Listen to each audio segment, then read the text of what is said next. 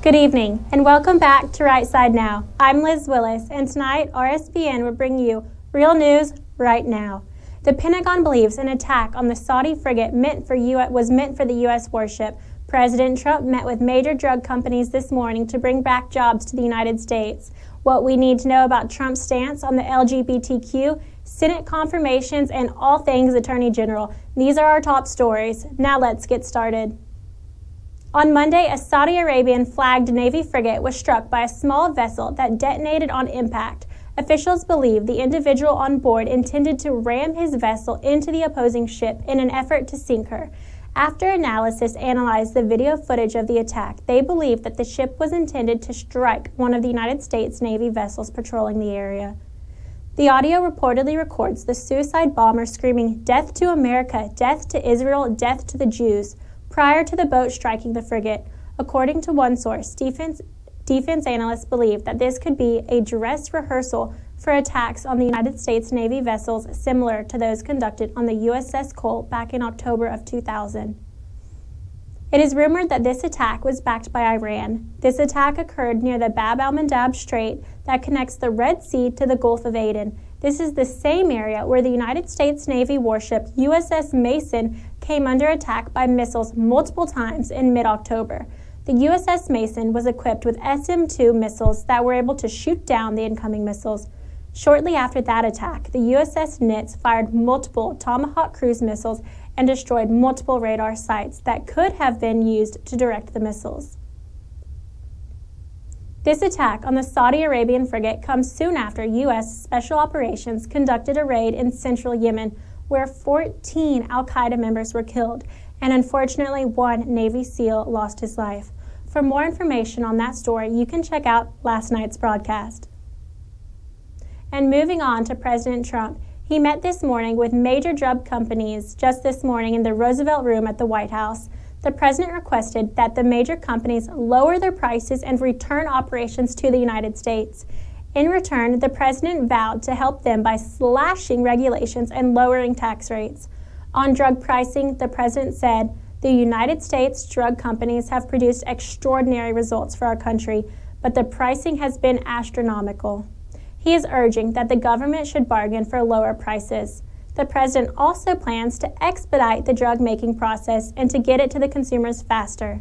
He said, "We're also going to be streamlining the process so that from your standpoint, when you have a drug, you can actually get it approved if it works, instead of waiting for many, many years."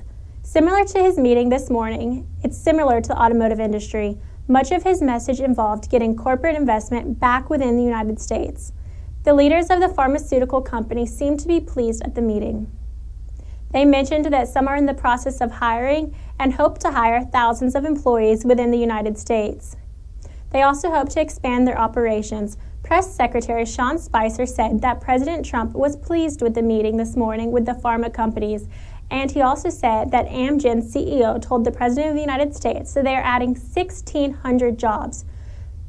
Now, going from pharma to fake news, the internet seemed to have gotten carried away yesterday with the false idea that President Trump was going to reverse Obama's order that created new workplace protections for gay, lesbian, bisexual, and transgender people.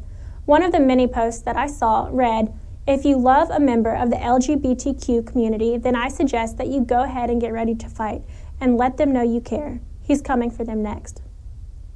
Well, that is just one example where fake news is swirling. There was no evidence of this happening, and the White House press secretary quickly shut down those false claims.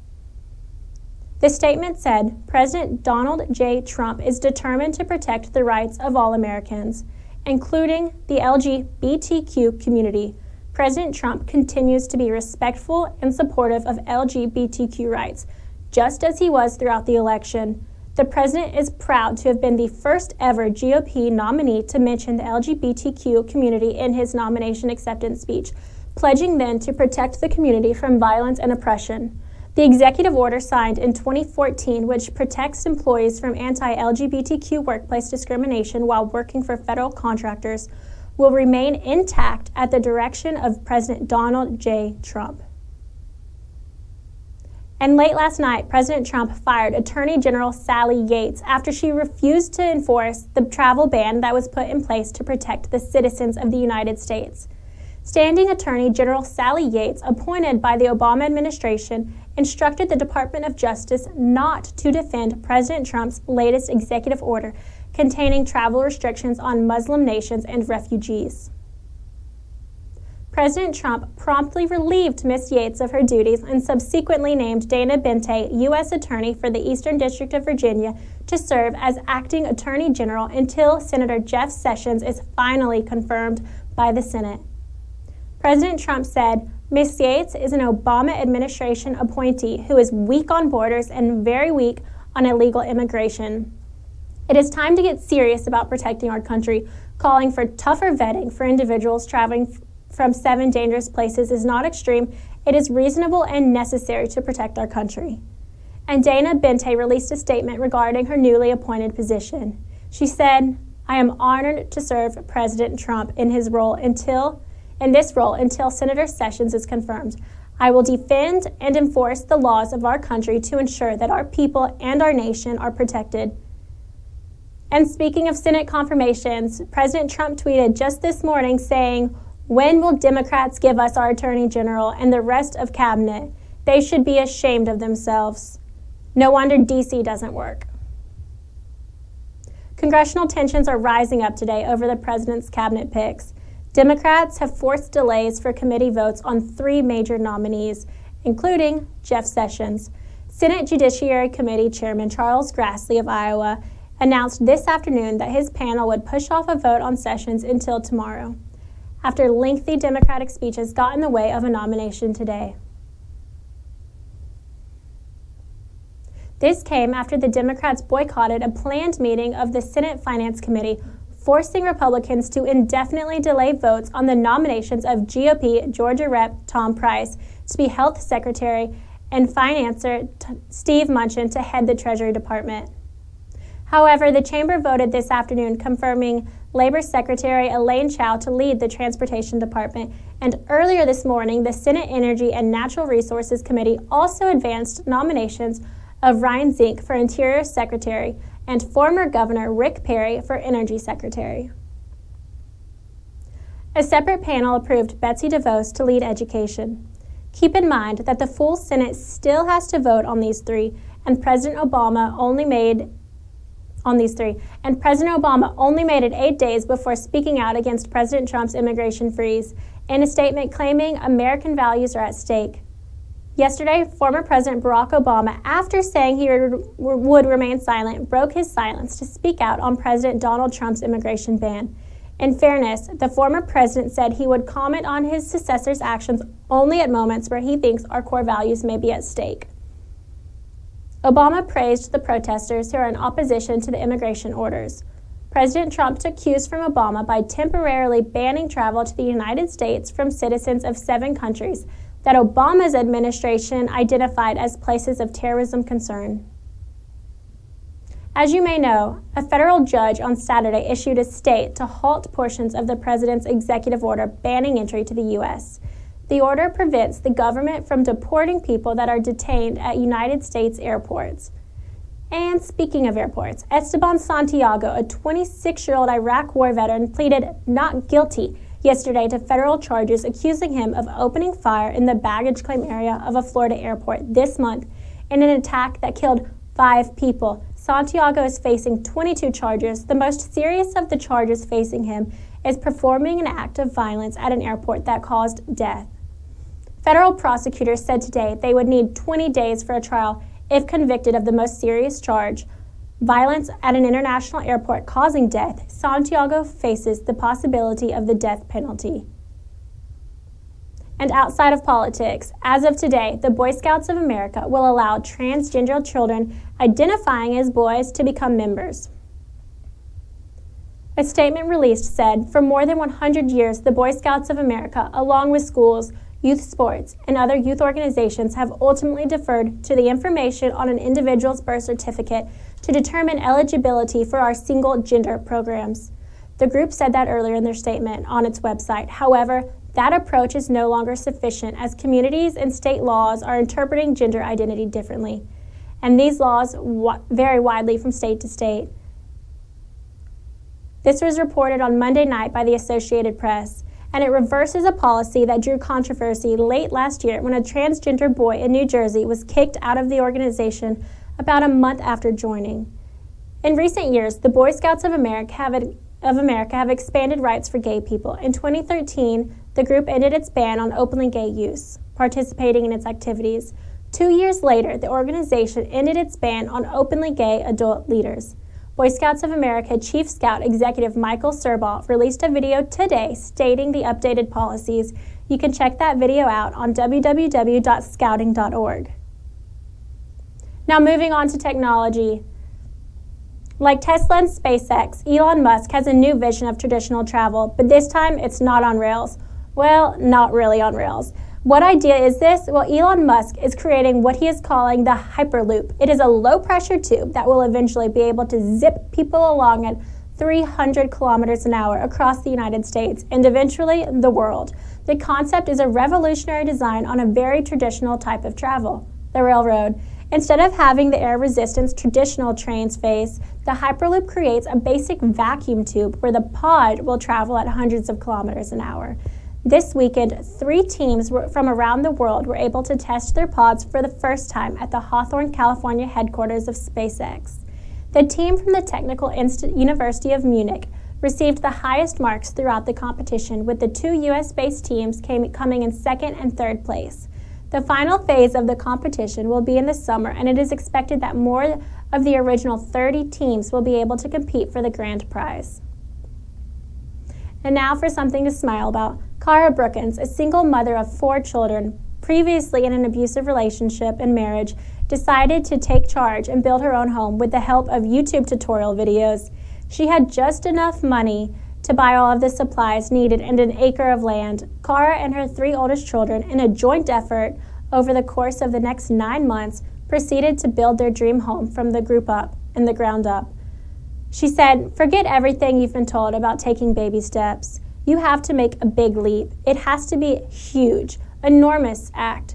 For us, it was building a house. For somebody else, it could be something totally different. But you need to do something big that changes your perception of yourself."